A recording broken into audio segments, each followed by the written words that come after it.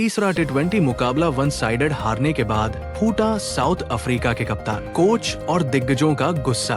भारत पर जमकर निकाली भड़ा। वन साइडेड हारने के बाद सबसे पहले तो इनके कप्तान का गुस्सा फूट पड़ा, जो कि एडन मार्करम है। इन्होंने हालांकि आज के इस मुकाबले में जुझारू पारी जरूर खेली, एक अर्धशतक किया, लेकिन अपनी टीम की अकेले तौर पर नया पार नहीं लगा सके। एडन मार्करम ने कहा कि शुरुआत में हालात मुश्किल थे। उन्होंने सही जगहों पर गेंद डाली और इससे पहले कि आप कुछ समझ पाते आप 4-5-6 विकेट पीछे हो गए।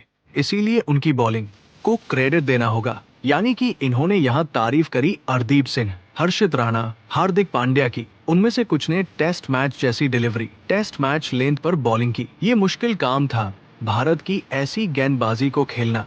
इसीलिए अगर आगे भी हालात ऐसे ही रहते हैं तो आपको इससे निपटने के तरीके खोजने होंगे। उन पर कुछ दबाव बनाने की कोशिश करनी होगी। उस रात उस बॉलिंग यूनिट को क्रेडिट देना ही होगा, क्योंकि भारत ने जो गेंदबाजी करी ये बहुत मुश्किल काम था। आप इस फॉर्मेट में खेलना चाहते हैं, लेकिन उन्होंने हमें ज्यादा रन बनाने का मौका नहीं दिया। मैंने बस इसे आखिरी तक ले जाने की कोशिश की। हमने जाहिर है कि कुछ विकेट खो दिए थे, इसीलिए आप सोचते हैं कि इसे आखिर तक ले जाए और आखिर में कुछ करें। पूरे समय मैं सोच रहा था कि शायद 140-150 रन बन जाए। मुझे लगता है कि हम मैच में काफी हद तक बने हुए थे, तो फिर से अगर मैं आखिर में अच्छा खेलता तो मुझे लगता है कि मुझे उस गेंद पर मारना चाहिए था, तो ये एक अलग गेम हो सकता था।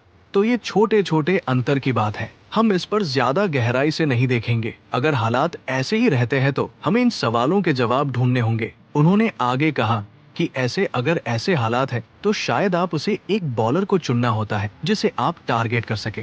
मुझे नहीं लगता कि ये एक ऐसी विकेट है जहां आप हर किसी को हिट करके कोशिश करने से बच सकते हैं। तो ये सही मैचअप ढूंढना होता है। जब आप मैचअप मिले तो खुद पर पूरा भरोसा रखना। इस बीच में कुशल रहने की कोशिश करें, स्कोर बोर्ड को चलाते रहें। मुझे लगता है कि आप 140-150 के स्कोर तक पहुंच जाते हैं। आप कभी भी खिलाड़ियों को रोकना नहीं चाहते।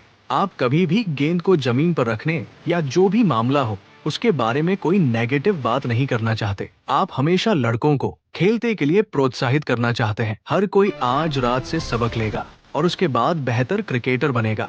जो चीजें अलग तरीके से की जा सकती थी, जाहिर है शुरुआत वे हमेशा इसी तरह खेलने वाले थे, तो उन्हें क्रेडिट देना होगा। उन्होंने अच्छा खेला, लेकिन हम हमेशा इस बात पर गौर करेंगे कि हमने कितनी गेंदें सही जगह पर डाली।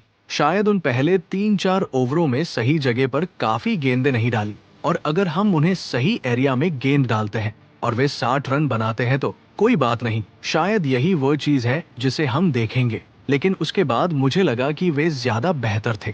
तो एक पॉजिटिव बात यह है कि उन्होंने लेंथ को बनाए रखा, गेम को जितना हो सके उतना लंबा खींचा, लेंथ को काफी अच्छे और लगातार तरीके से बनाए रखा।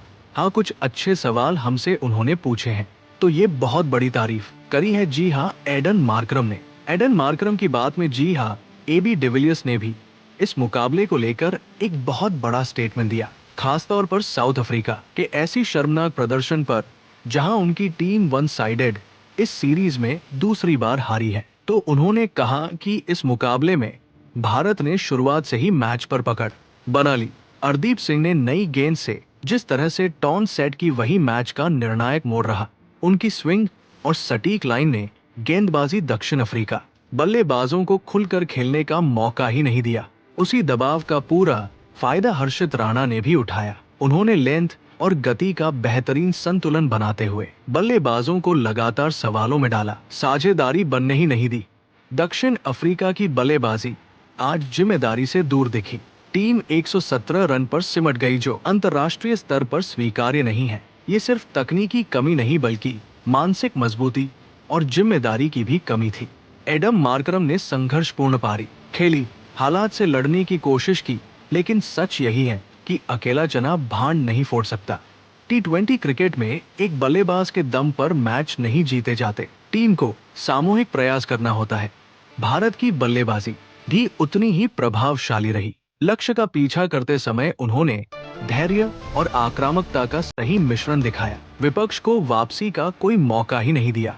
अगर दक्षिण अफ्रीका को इस भारतीय टी20 टीम को हराना है तो उसे वही क्रिकेट खेलनी होगी जो उसने दूसरी टी20 में खेली थी, निडर, अनुशासित और इरादों से भरी हुई, वरना इस स्तर की टीम के खिलाफ इस तरह की लापरवाही भारी पड़ सकती है। ये कुछ इस तरह से एबी डिविलियर्स ने एक बहुत बड़ा स्टेटमेंट दिया है। इतना ही नहीं बल्कि डेल स्टैंड ने भी एक बहुत बड़ा स्टेटमेंट दिया। उनका कहना है कि in test matches you can get 4 and 5 over 2 work over a batter. 2020 you maybe get 3 और 5 ball. Arshdeep Singh just shows exactly how it is done. यानी कि अर्शदीप सिंह ये सबसे बड़ा कारण है। लेकिन मोहम्मद कैफ कहते हैं कि वे 20 world cup round the corner Suraj form is a bigger concern for India than Shubman Gill. India has many opening options but हमारे पास जो कप्तान है उसका कोई भी रिप्लेसमेंट नहीं है। यानी कि जो कहते हैं ना कि शुभमन गिल बड़ा प्रॉब्लम है, नहीं भाई साहब, हमारे पास ओपनर तो बहुत है। आप यशस्वी को खिला लोगे, वैभव सूर्यवंशी को खिला लोगे, आप किसी भी ओपनर को ले आएंगे, लेकिन सूर की जगह किसको लाएंगे? तो जो सूर की फॉर्म का कंसर्न बना हुआ है वो बड़ा है, ये कहीं ना कहीं मोहम्मद कैफ कहते हैं। लेकिन खुद सूर्य कुमार यादव ने कहा कि मैं आउट ऑफ फॉर्म नहीं हूँ।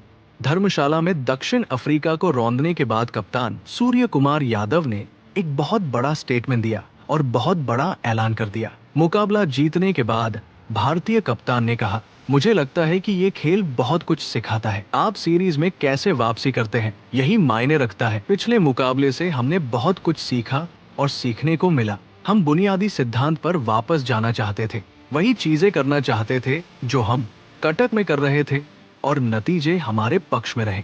गेंदबाज साथ बैठे, हमारी एक टीम मीटिंग भी हुई, हम प्रैक्टिस सेशन के लिए आए और वही चीजें करने की कोशिश की जो हमने कटक में की थी।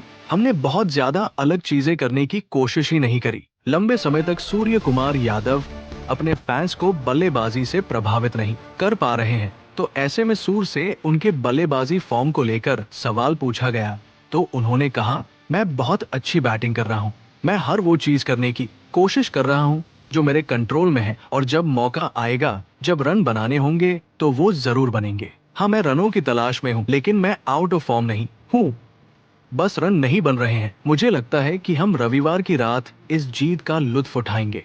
तो वहीं पर इस मुकाबले के बाद जो अर्शदीप सिंह ने कहा वो आपका दिल जीत लेगा।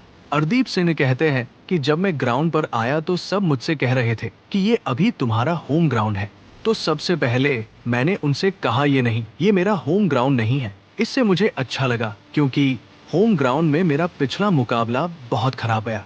उसके बाद बस बेसिक्स पर ध्यान दिया, बेसिक्स सही किया और अपनी स्किल्स पर भरोसा किया।